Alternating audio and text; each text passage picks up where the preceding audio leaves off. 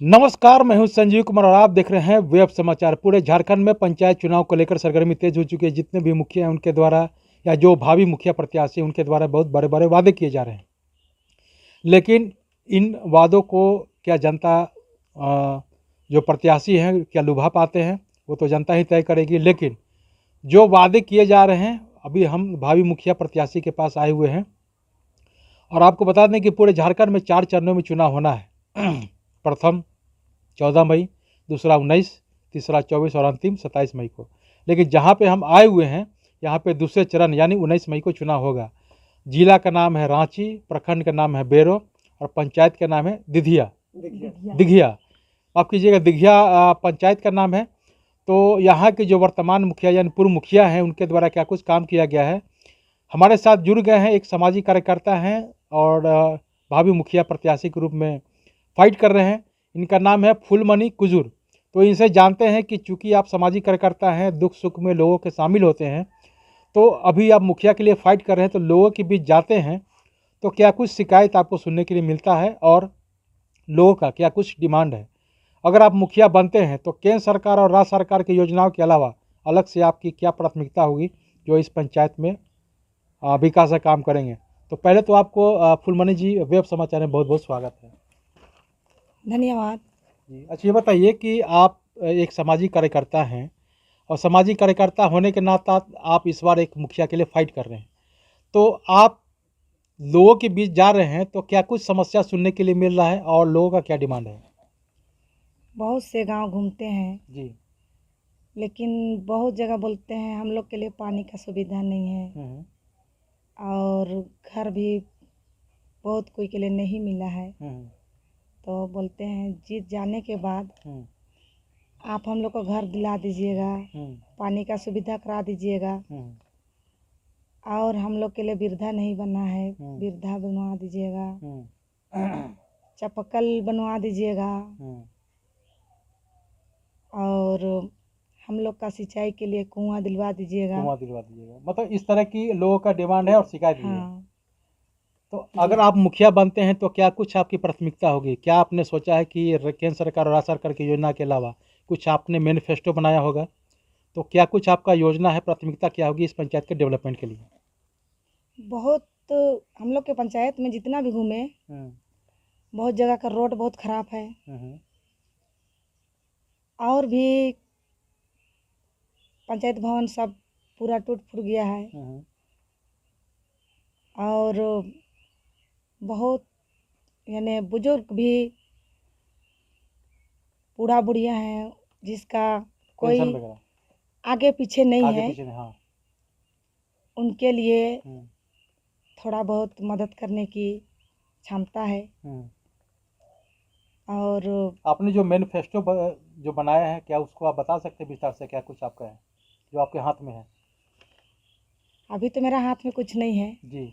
अभी तो मुखिया बनने के बाद अभी तो हाथ में हाँ, आपका कुछ नहीं है। हाँ, लेकिन मुखिया बनेंगे तो क्या कुछ काम करेंगे, तो कुछ आपने मैनिफेस्टो तो बनाया होगा ना?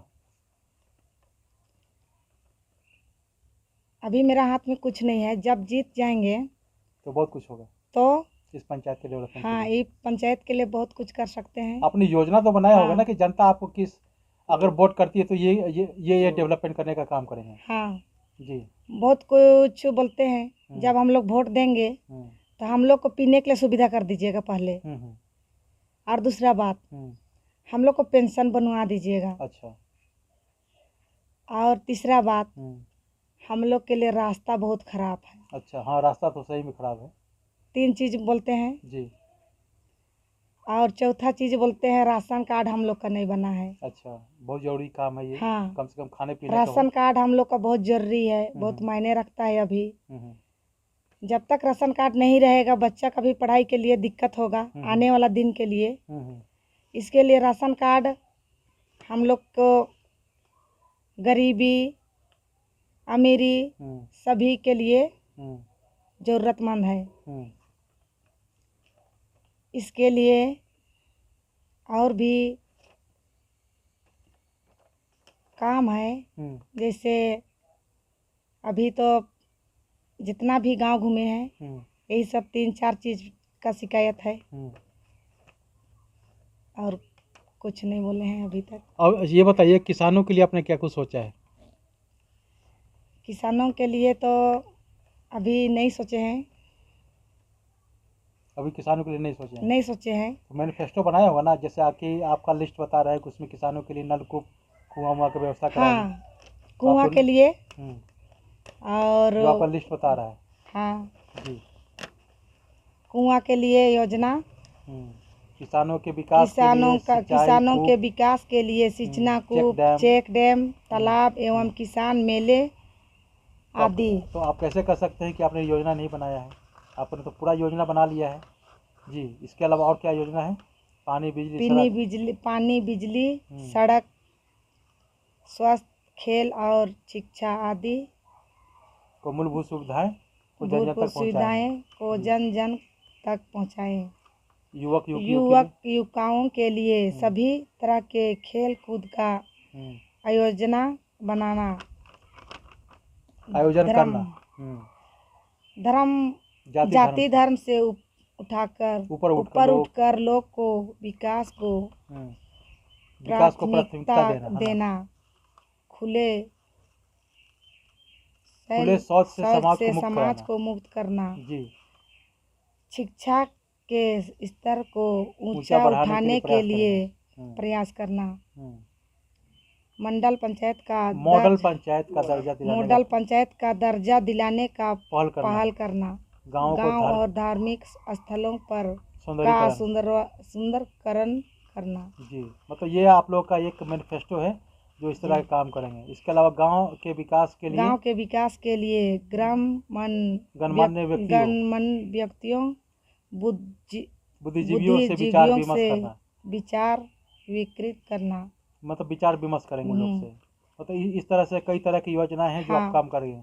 अच्छा, ये बताइए कि रोजगार को लेकर क्या सोचे हैं? जैसे युवा वर्ग है, उनको रोजगार नहीं है, तो कैसे लघु कुटीर उद्योग के द्वारा उनको लाभ दिलाने का काम करेंगे? जैसे सरकारी योजना में कुआं में जैसे जॉब कार्ड के द्वारा काम करते हैं, मनरेगा वाला। हाँ, मनरेगा। रोड के लिए मनरेगा में काम किया जाता है, और तालाब के लिए भी मनरेगा में भी काम दिया जाता है। जिसके पास काम नहीं होता है, इस सभी लोगों के लिए भी मनरेगा काम दिया जाता है, और बहुत से गरीब काम करके आगे बढ़ते हैं और यहाँ से पलायन नहीं करेंगे। यहाँ से दूसरे जिलों में या दूसरे राज्यों में जाने की जरूरत नहीं होगी। यहीं पे उन लोगों को स्वरोजगार मिल जाएगा। अच्छा, ये बताइए, चलिए, आपका तो मैनिफेस्टो बहुत ही अच्छा है और आपने जो बनाया है बहुत लंबा चौड़ा है। लेकिन एक पॉलिटिकल सवाल मैं आपसे करना चाहता हूँ कि 1932 खतियान को लेकर पूरे झारखंड में चर्चा का विषय है। चूँकि अगर आप मुखिया बनते हैं, चूँकि आप एक सामाजिक कार्यकर्ता हैं, तो 1932 का खतियान लागू होना चाहिए कि नहीं होना चाहिए? 1932 का खतियान लागू होना चाहिए, ताकि इससे स्थानीय लोगों को सरकारी नौकरी में सहूलियतें मिले।